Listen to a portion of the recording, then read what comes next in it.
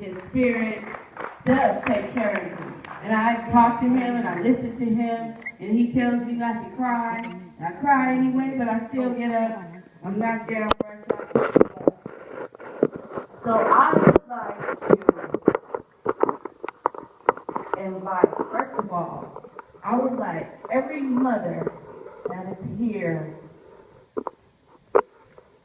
and honored today to please stand. You know which sisters you are. You know the fight that we've been going through. Your loss. It's not in vain. And you look out at all the beautiful faces. Don't stand up, Anna. Don't sit down, stand up. Because this is for you. It's to empower you. I just want everybody to look and see, because you help support me. And I just want to say, if I don't get a chance to say it, I love you and I support you. And whenever you call me, I'm there. You're my sisters, and for whatever reason we were chosen to do this thing. We're here, we're in this fight. And we will transform change. Our children will never be forgotten. The world will know who they are. I love you all and thank you. Please give them a hand and a shout out. And we're going to move on because today is about healing. And we as mothers have to reclaim our powers so that we can go out in the community and transform change. This has to stop. We don't manufacture the guns. We don't brew the alcohol. But it's in our communities. And today, we're going to empower each other and inspire each other. And we're going to begin to heal. And then we're going to roll up our sleeves and ball up our fists, kick down some doors, and fight our way until this stops. We're going to change this community. We're going to change the world. These women here in this room, and you see these faces and you will see them again. And I would like to invite our panel of mothers. These were special people that were chosen because they were not afraid. There's some that couldn't do it. But there were these chosen women that stood up and said, my son's life will not be in vain. And I'm going to stand up and I'm going to fight back. I would like to invite Rosemary Dwinette. Please have a seat. Danielle New.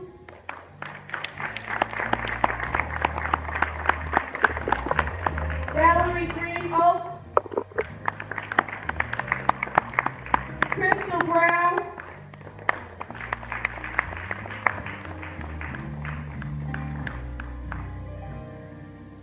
We're going to let her stay, but this is my baby, my sweetheart right here.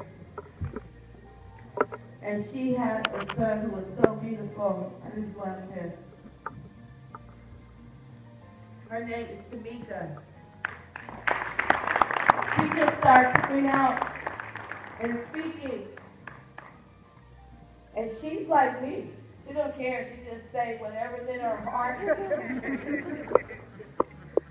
You know, we slip sometimes, we say some things, call some names, throw up some fingers, and then mama gonna put some anointed oil on you and pray for me later. But, you know, sometimes God knows our heart. He knows what's in our heart. And we have to do what's in our heart. And these mothers, we wipe our tears and we cry together, but we also love on each other, we smile at each other, and we inspire each other. And if I forget to tell you, thank you, and I love you all. And I put a call out because I need inspiration and healing. And just their stories and what they're doing to make change has touched me. And I asked him 3 things. I said, I want you to tell a short story. See, today, we don't really want to talk about all the tragic stuff that happened, and, you know, we know it's bad, or else we wouldn't be here. But they're going to give a short story of what happened. And then they're going to let you know what their concerns are. And we're not just about it. See, my grandmother used to always say, I can show you better than I can tell you. They have some solutions and some suggestions, and they're going to tell us about it. So we're going to start off with this panel, but first, I would like to introduce my sister.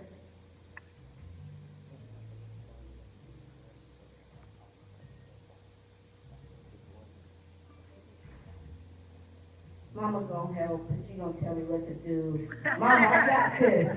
Don't even worry. I've been running these things for a while. Panels, rallies, and all that. She wanna sing. We're gonna have church and singing in a minute, Mama. This is business. We got stuff to do. So, we're gonna talk, because we gotta get this off. And this has been anxious, and we've been working on this, Mom. Danielle got her notes, and Rosemary came with her, and Crystal flew from Florida. Val came from another county, and this my girl here from, don't worry, we got this. She's still thinking her little kid. You know, it's all right. Just let Mama do her. But I also have to introduce my team, because when this happened to me, I had no idea where I was going and what I was going to be, and who God was going to place in my life. Because my friends, I got some girlfriends, and we've been friends since we were, like, from the beginning. And I don't see not one of them here right now.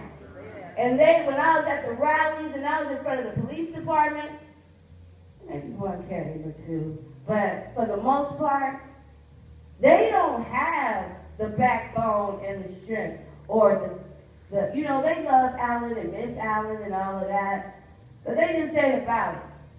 They couldn't show me.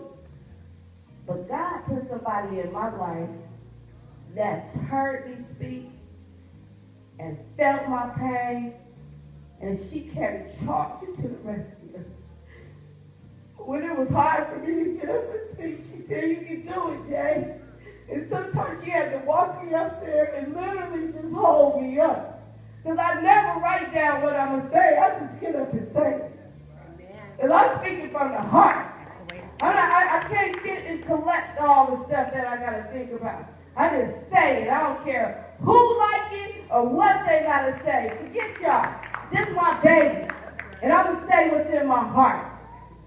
And this girl came and stood with me and marched with me. She put up her money. She put out her heart.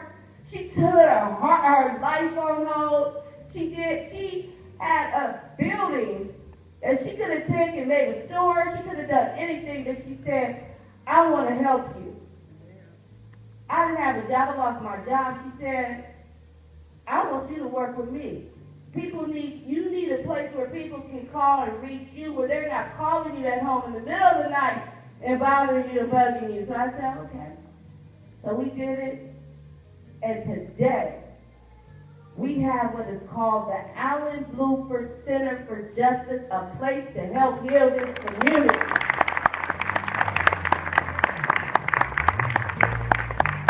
She is my best friend, my sister, my assistant, my entourage. Whatever I need her to be, she's there. My financial support, my therapy support. If I'm ready to, sometimes we go places, I'm ready to fight. She got my back, she is ready to fight. I be like, get my knife, she'll get it. This is my girl. And God put her in my life. Her name is Molly Costello, and I'm honored to have her as my facilitator of the panel today. Please welcome Molly. Y'all know how much I love Jay, don't you? I am not going to say a whole lot. I'm here actually, what I'm going to be doing, and this is going to make me really, really sad, moms. I'm going to really be sad to do this, but I'm going to be giving you the 2-minute please wrap it up.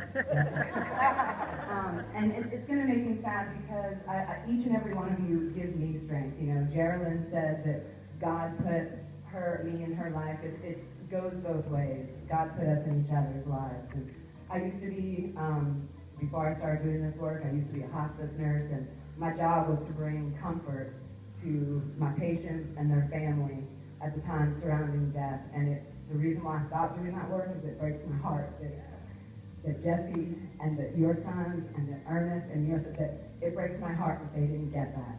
And I realized that I'm still doing my job as a nurse. I just have a lot bigger hospital that I work in now. It's the whole community.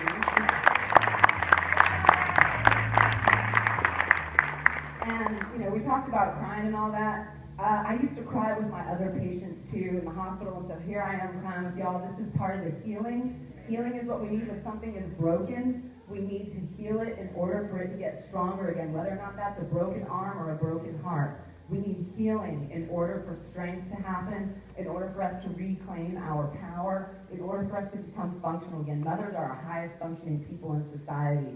And when what happens to these mothers happen, it puts a little interruption. Here we are at this conference. This is about healing. This is about getting us all back on track. And again, enough of me, because I really want to hear from these mothers.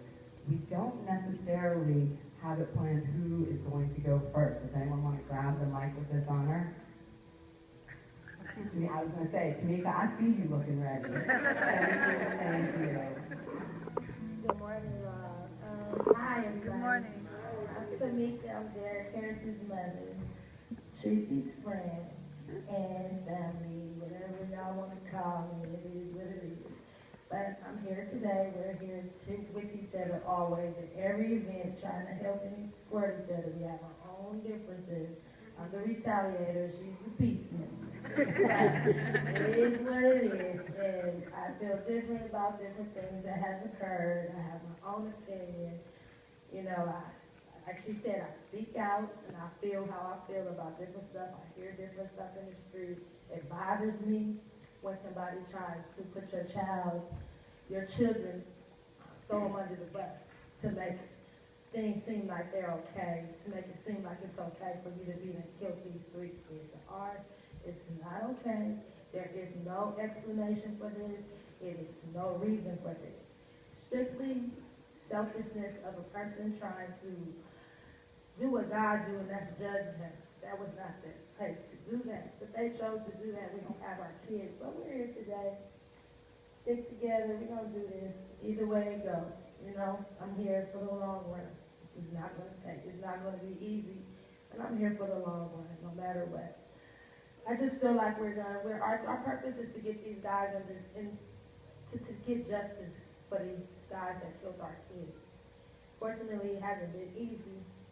We've been working with the police, and not work with them, I talk to them, but we've been trying to talk to them and get it, you know, understanding, and try everything we do. We try to inform them about what's going on with our kids. Unfortunately, they listen. It don't seem like they listen, but I guess they listening. But it's been hard for us, hard to think about and miss our kids, but hard to do our homework and find out what happened to them that day, that moment, that hour, those hours we stood out there on that and was wondering what happened. I don't think either one of us knew to check the perimeter when we were there, but there was a lot of stuff going on in our face that we didn't realize, and if we would have been on our stuff, we probably could have caught them a lot faster. But God worked in mysterious ways, and they will get caught either way it goes. By God's choice or the street's choice, you can't get away with murdering someone's kid and think you finna live right consciously and be amongst people and their families, and we look at you, and we know, some of y'all know who did this, all of y'all know who did this. Not one, two, but a community know what happened. For you to shush it and put it under the carpet and think it's gonna get swept away, it's not. I'm gonna be in the streets rolling around everywhere and anywhere I decide to go. And if I think I know where you at, I'm coming. So it's like, it's hard to deal with, and it's very dangerous.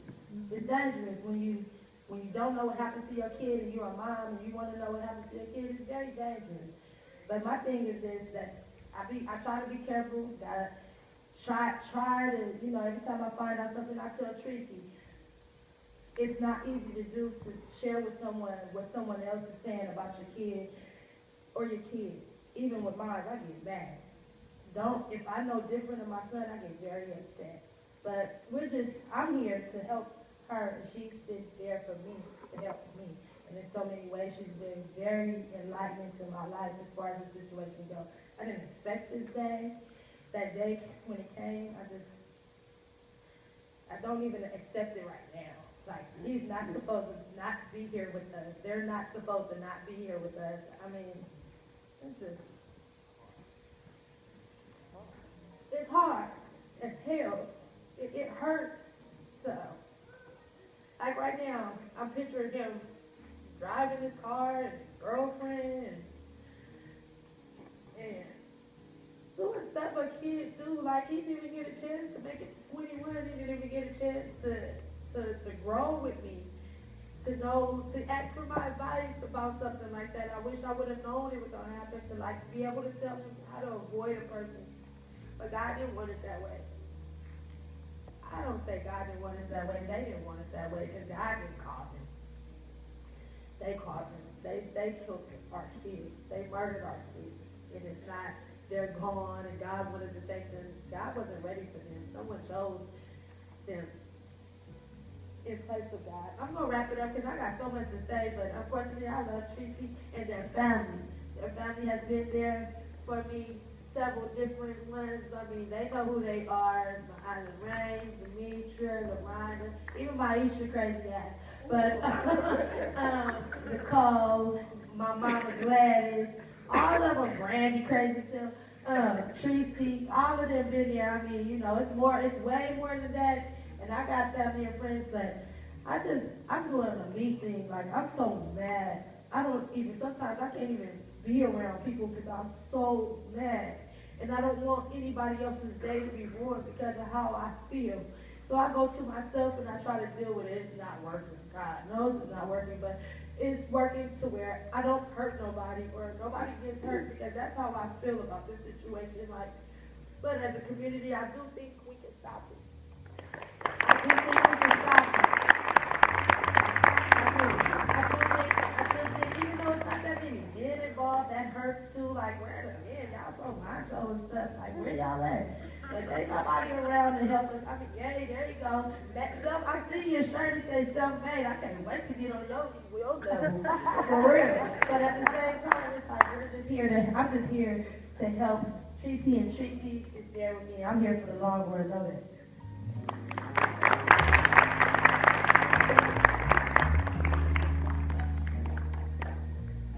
I'm Jesse Hamilton's mom. He was a severely mentally ill guy living in a group home in Sonoma County. They failed to medicate him for 5 days, and then they decided to cover it up by giving him the worst possible medication they could find. And he got scared, got a knife, and went and locked himself in his room. But they called the police, and the police called him out of his room, and within 4 minutes of the first one's arrival, he was gunned down in the hall, and then tased continuously for 30 seconds after that while they screamed at him to put his hands behind his back so they could handcuff him as he was dying. So I have to thank Geraldine, Molly, Brent, the Allen Blueford Foundation, because you guys are the first ones that really, really reached out to me. I was very isolated. My son was killed in Sonoma County, where 68 people have now been killed since the year 2000.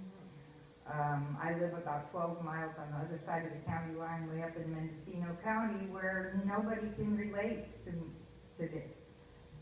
And so after Jesse died, I kind of retreated up to my home, and we tried to have a lawsuit, but that was thrown out. Nobody cared. And then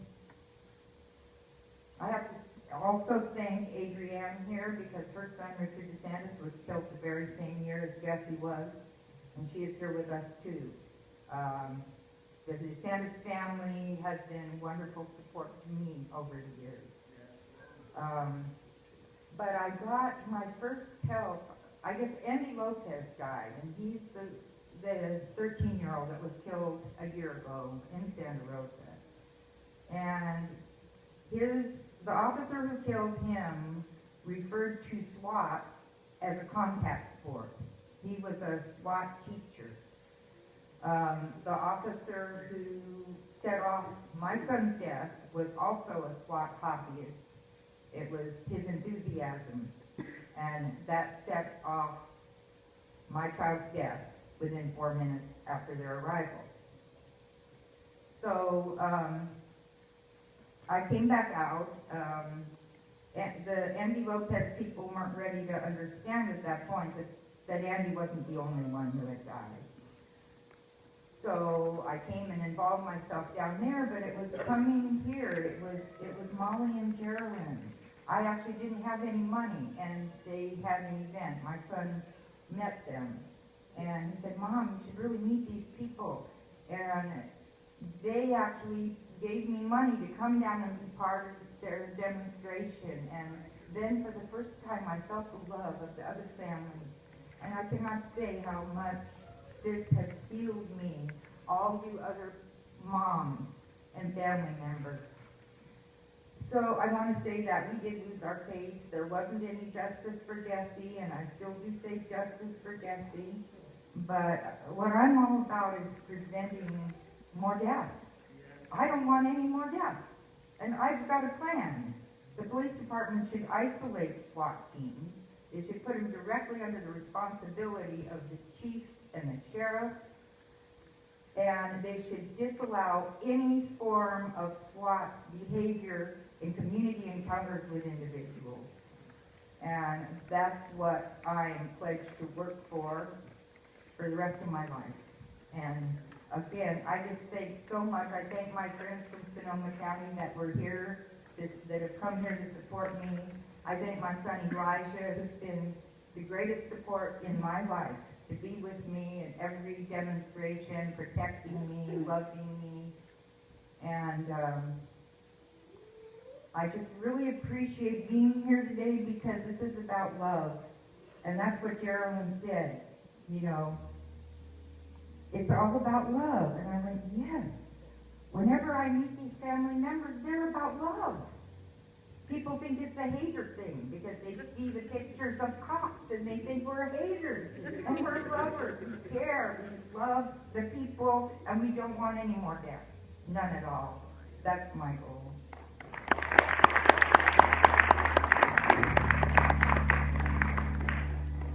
Who killed Lee Weathersby? Don't all speak at once. You see, that's something we've been asking for the last 10 months. Y'all remember Lee Weathersby, right? The 13-year-old walking home when these two assailants got out their cars whose heart was full of stone.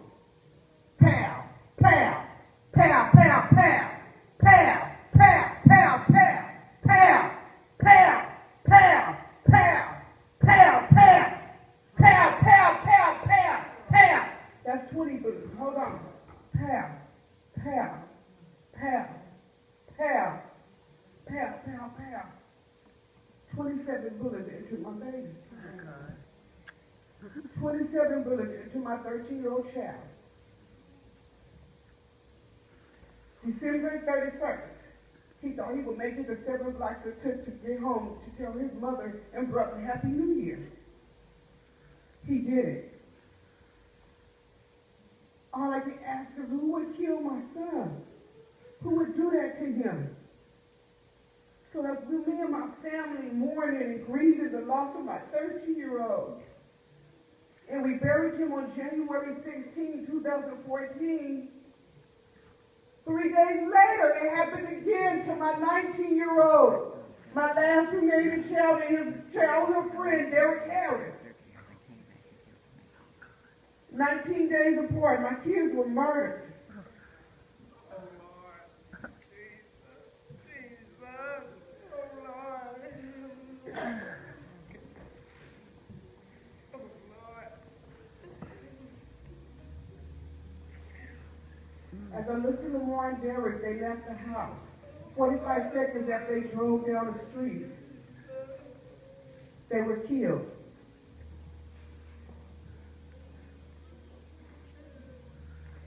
Y'all know me as the California mom that lost both her kids 19 days apart. I'm known as Lee Weathersby and Lamar Broussard mother, and I will always be known as their mother. So in the process of burying my two kids 30 days apart, one was cremated and the other one was put into the ground, I wanted to die. My God, why hast thou forsaken me, I asked.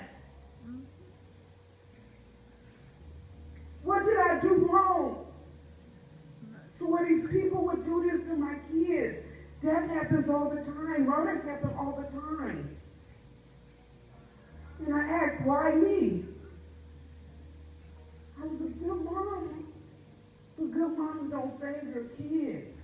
I graduated from college. BS in criminal justice, minor in sociology. That didn't save my kids from these people on the streets. I worked. I was working up until the day my baby was shot 27 times. That didn't save him up on the streets.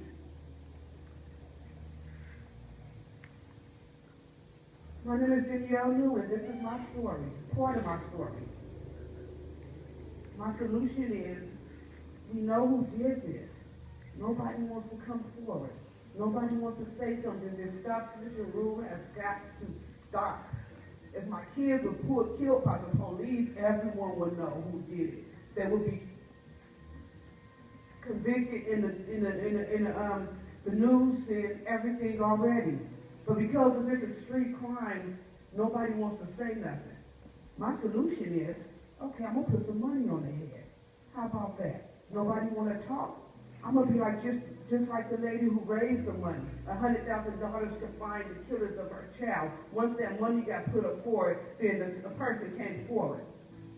So if I got to go to 20,000 Oakland residents at one time and ask for $5, that's what we've been doing. If I got to put my money up front and sell these T-shirts to get this money raised, that's what I'm going to do. Because you are not going to kill my kids and I'm going to sit up here and just not do nothing. Y'all picked the wrong mama. I'm going to let y'all know that now. That thing, y'all picked the wrong mama. Day by day. You know what I'm saying? I didn't know nothing about this. Beatrice and Oscar Grant came to me. You got a story to tell, and you get out there, and you make sure that justice is done, and you make sure you speak out, and that's where I got my strength from. Didn't even know them 10 months ago.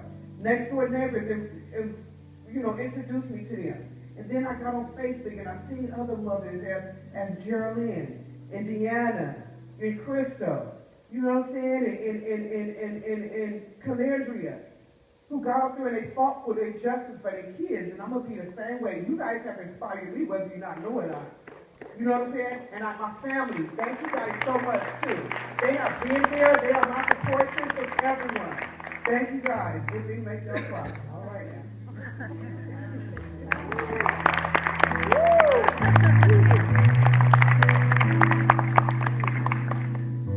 Oh, it's hard to talk after that. Emotions are running. My name is Rosemary Duenas, and my son, Ernest Duenas, was shot June 8, 2011 by police officer John Moody of Manteca, Peru. He was exiting his vehicle, and there had been a call that him and his wife had been arguing. Police were called. My son was shot 11 times. There was 13 bullets shot from that police officer's gun. He emptied out that gun. As my son exited the truck, his foot was caught in the seatbelt. The officer's story was that my son went at him. And like every one of our stories, these officers feared for their life. How many of you have heard that story over and over again? They feared for their life. He said my son went towards him. How could he? He shot him in 4.1 seconds. From the moment he said, put your hands up, stop, Ernie. He called him Ernie. He knew who he was. He knew what he wanted to do. Him and another officer, Vakian, had already planned to take him off. You know that. We know that. 13 shots. As he came out of the vehicle, had a hand here above the door, one here, just getting up. And he's yelling, and then starts shooting. He shot him in the front. As he was falling, he kept shooting, shot him in the face. As he fell towards his side, shot him in the back the rest of the time. Bullets to the back. He feared for his life, he said. And then when he goes up to him to pull him away from the vehicle, he's seen that his foot was caught on that seatbelt. So where was that lie that he went at him? He had there's a video, I'm sorry. There's a dash cam video from the police officer's car that shows every single moment from when he pulled up and he shouted and he started shooting. You see my son go down. You see this officer run up to him and you see him pull him and have to ask someone for a knife to cut the belt so that he can pull my son from that truck. And it didn't end there. Now he has to find show that he had a reason to kill my son, to shoot my son. So he starts looking for a knife. He starts searching my son's body as he's crying in pain, still alive. He's pulling his shirt up. He's putting his hands down his pants. He says, I have to find the knife. I have to find the knife. You hear my son in that video gasping for air. You see him flip my son over to his stomach, and you hear my son groan in pain as he continues looking for a knife.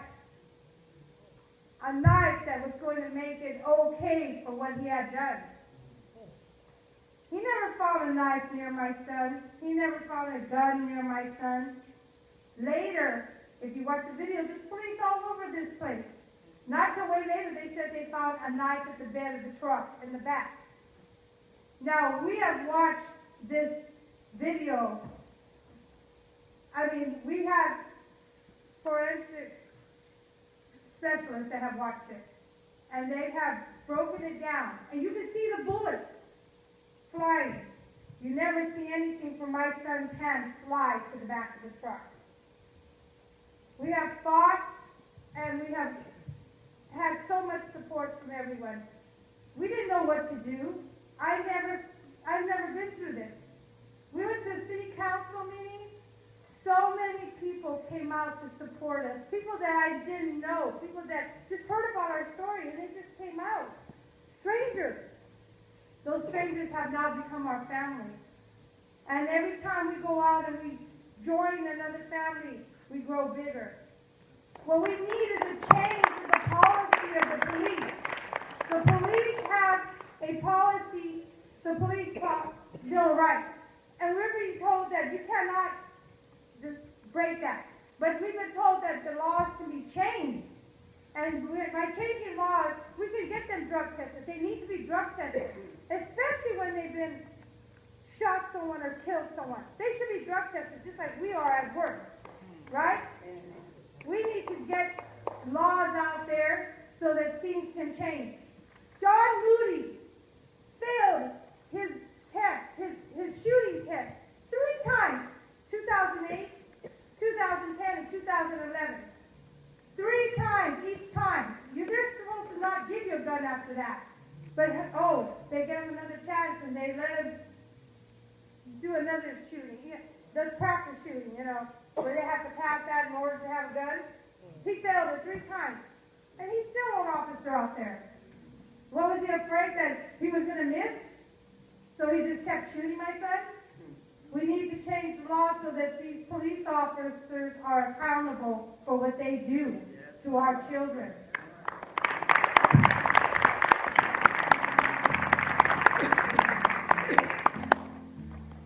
Hi, my name is Crystal Brown from DeLand, Florida. I'm a little bit different because I'm not a mother, but I am a wife of someone who was killed by the police, Marlon Brown, killed a year ago, also caught on dash cam video, killed by the police. 12:30 a.m. The police said that they saw that he was not wearing a seatbelt, even though he was in a car with rolled up tinted windows. And as Marlon exited the vehicle, the second officer that was in pursuit of him disobeyed policy and procedure and took over the pursuit and followed Marlon into a field. So we have a 5-ton police car against a 230-pound man. followed him at 60 miles per hour. By the time the vehicle made contact with him, the vehicle was going approximately 24 miles per hour. So he hit him and killed him, putting him under the car, left him under the car for over 4 hours before the car was ever removed. Medical examiner said that he was never struck by the vehicle, even though you can see it for yourself on the YouTube video, Execution of Vegetable Garden. Said he only died because he was pinned under the vehicle, because he wasn't able to breathe. The state attorney, even though he had the capabilities of filing a charge himself, he decided to take it to the grand jury, and we all know what happens in the grand jury. That's only a place where they legalize murder, because we don't know what's presented. So of course the grand jury came back with no bill. So we're still fighting, but what we found in our fight is that there's a lot of cover-up. Yes. And the best way that we found to at least attempt to change that is to change it from the inside.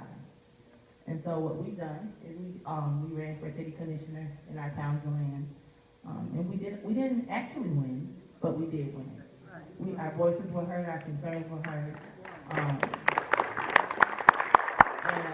we did gain a lot of support. We found that there are a lot of people that are afraid. And so we're having to educate people on not being afraid, on knowing your right, on knowing what you can do and what you can ask for. And we're reaching out to other people, other families that are faced with similar situations. I know when this happened to us, we didn't know where to turn. And it was just by the grace of God that our attorney was Attorney Benjamin Crump, and he was able to reach us out to a lot of other families. And that's where we've been able to branch out and meet a lot of families that have given us support, because without the families, I don't know where we would be. That's part of the healing. And so we in turn have come up with Families United for Justice, where we reach out to other families and we're trying to educate them on the different documents that you can ask for before they get a chance to cover things up.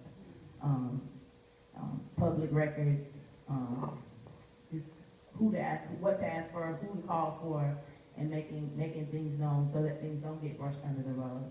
You know, like you said, with changing the laws are very important. Knowing who to talk to, and the best way to change it is from the inside.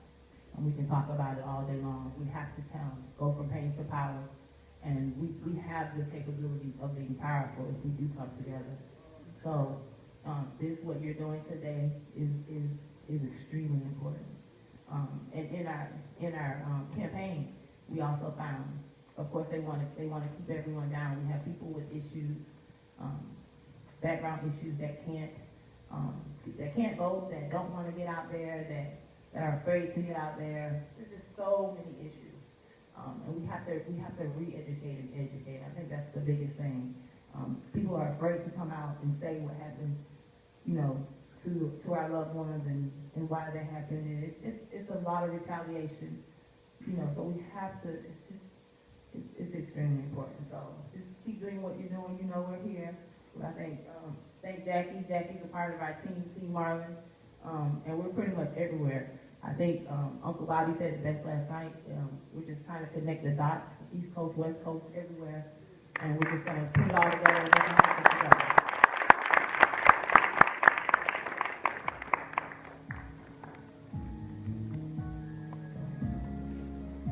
Thank you so much. Can we all just give them a round of applause again? It takes so much bravery and heart to tell your story and to fight off the tears and the hurt and the pain. As we say, grief is so personal, and everybody feels their pain, and you have to know this pain to share. So thank you so much. But before we close out our mother's panel, my sister just walked in, and she's had a hard time. She was going to be on the panel, but things happen, and when you're doing something to help people and for the glory and honor of God, the devil always comes in and throws something at you. I mean, you just don't know the week that I've had, and all of us. I mean, every time you lose your kid and then you still have things go on, your life still happens to you and for you. But this lady went through her own story, and it went national. And she's got a movie, and it's personal for me because when I lost my son, the next day we were out where he had been murdered. And she had just gone through a trial. And her voice was so weak, and she just seemed like she was so tired. But she took out 2 minutes, and I'm just going to ask her to just share a little love and just say something short, because I know it took her a hard time. We commute from Tracy. And she got on the phone, and she prayed for me. And she's like the mother of the mothers of us to say, you got to fight. She's the example. I'm just going to ask her to have a few words. Pastor Wanda Johnson.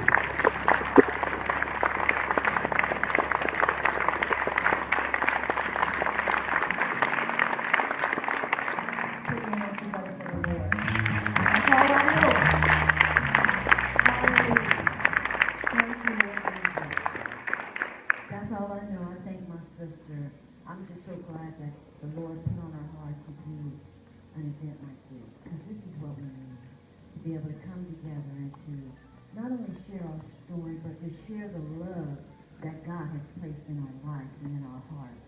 Because the Bible says, brethren, let us love one another, for love is of God, and everyone that loveth is born of God and know of God. And then it says that, by this shall men know that you are my disciples, when you love one another. And so, even through the hurt and the pain, the Lord ministered to me, as I was saying, and I have believed in my heart that my son and I would minister in ministry together. And the Lord ministered this to me, that even though my son is not here, you're still ministering together. And so minister the love that I have taught you, and the love that I show you daily. And through that love that Christ has shown me, I'm able to share that love with others. And you know, losing my son and my sisters losing their son is undescribable, something that can't be described. There's such a hole and an empty void that's placed within you. But through prayer and through praying and fasting and through encouragement from one another and from all of you, through encouragement, God is able to get us through anything that we face as we seek Him. And that's the only way that I know. Could have been in John's George right now. Could have been somewhere else. But through prayer, through my relationship with the Lord, through others praying for me, that's the only way that I got through it.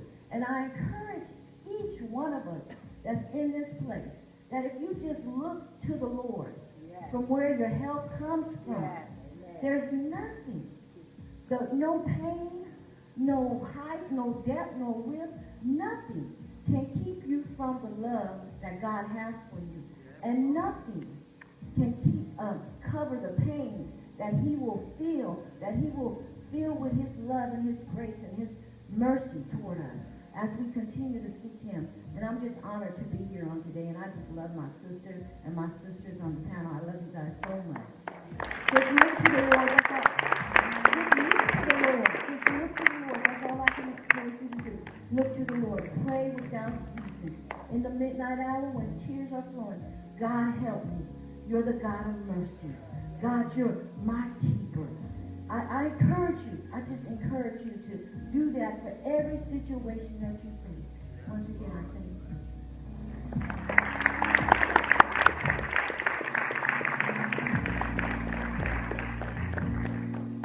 Woo! Thank God. All right, we done got the crying out, y'all. I mean, we're going to be crying a lot today, but today's about healing. It's about empowering each other and inspiring each other and supporting one another so that we can fight another day. And can I just get another round of applause for our beautiful mothers panel? The title of the panel is Reclaiming Our Power as Mothers. so that we can go out and transform change in this community. So they are, as they're taking their seats, I'm going to ask another champion of the justice fight who's out there every day, who's connecting the dots, who's doing a lot of things, and she wanted to do a special tribute. Justice for Gregory Johnson Jr. And there's also, please stand, ma'am. Here's another mother. See, we don't know them all. They killed him in stigmatized fraternity house. Yes, and the establishment ignored it. President Obama ignored it. Eric Holden ignored it. I've been to the FBI, walked the streets of Washington, D.C. My son was going to be a doctor. They cracked his head and they broke his neck. And they told me, that's all right, Mama. That's all right. I will never forget. Yes, I am struggling. I cannot cry because I'm too damn mad. Right. I have PTSD and I might hurt somebody if I cry. They killed my 20-year-old son. He was a junior at San Jose State. Yes, the same place where they just put a rope around a boy's neck and tried to kill him. It's a racist dog university. Yes, it is. They're nothing but a bunch of dogs. They killed him and then they lied about it. All the time. They lied about it right there in that Sigma Chi fraternity house. They said that he was depressed while making A's and B's and counseling other students. My son was a licensed ordained minister of the gospel. He started preaching when he was 10 years old. Look, I'm old. I got more years behind me than I do ahead. And no, I'm not afraid. I don't know if they killed him or the police killed him. The police claim they weren't there. San Jose PD claimed they weren't there, and they were. I will never stop. I will never stop. I came from Clear Lake, California. We drove miles and miles. I've been to Dover where they hung a student in the back of the University of Maryland. Where they hung a student in the back of the University of Maryland. The Collin family was too afraid to talk. I'm not afraid. I'm not afraid. I'm not afraid. I'm too damn old to go out like that. We are not afraid. We all have a voice. We need some prayer over here. Leave your hands toward her and pray that God sustains her. Her story is real. Her pain is real. And this is why we're here today, to stand together as mothers, as a community, as families, to say, no, we believe in God. We will reclaim our power, and we will cast the devil out, and he will not continue to kill and shoot down our kids. She needs love and compassion. No, they don't listen to your story. Yes, they turn their back. Her pain is real. In the name of Jesus.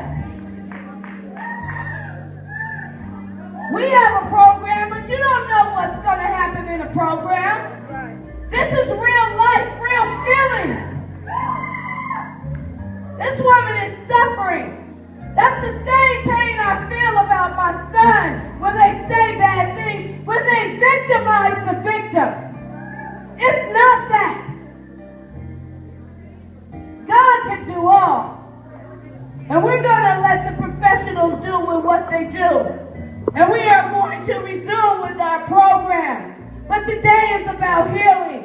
And God is going to heal her. And she is going to get a chance to use her voice. And she is, and we support her.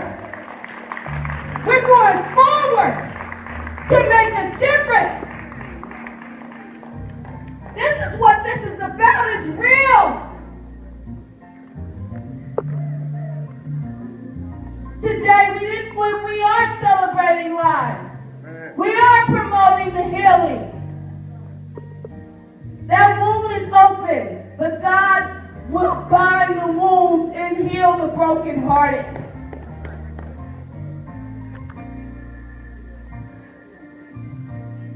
We are going to let them do with what they do.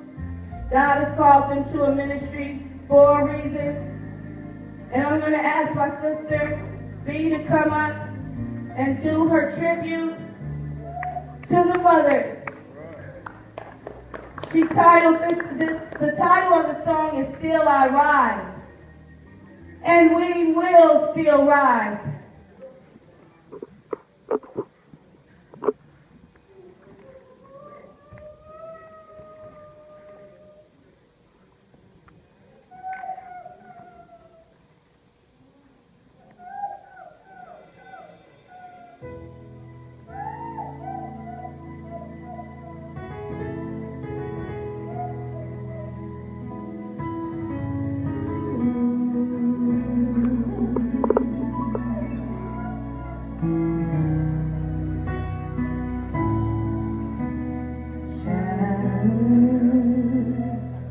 But I'm not broken,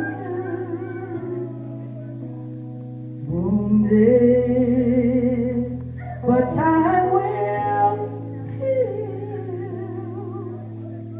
Heavy the load, the cross I bear, lonely the road I try, I dare. Shaken, but here I stand, weary, still I press on,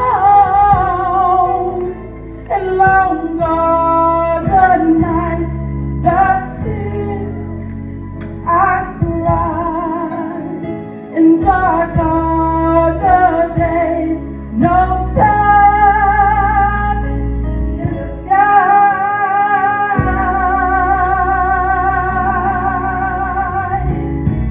and yet still I rise, never to give up, and never to give in against all odds, yet still I rise high above the clouds. At times I feel alone, yet still I rise.